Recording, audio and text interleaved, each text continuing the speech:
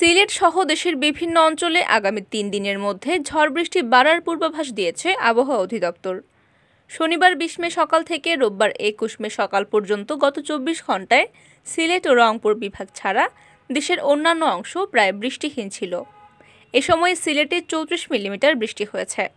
এছাড়া ডিমলায় ৪, তেঁতুলিয়ায় ১, রাজারহাটে ৭, শ্রীমঙ্গলে ১ ও কুতুবদিয়ায় ৯ মিলিমিটার বৃষ্টি হয়েছে বলে জানিয়েছে আবহাওয়া বিভাগ।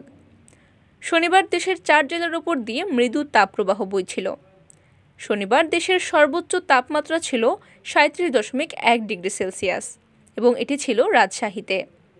রোববার সকাল ৯টা থেকে পরবর্তী ২৪ ঘন্টায় আবহাওয়ার পূর্বাভাস জানিয়ে আবহাওয়াবিদ মোহাম্মদ শাহিনুল ইসলাম বলেন, সিলেট বিভাগের কিছু কিছু জায়গায় অস্থায়ীভাবে দমকা বা ঝোড়ো হাওয়া সহ বৃষ্টি বা বজ্রবৃষ্টি হতে পারে।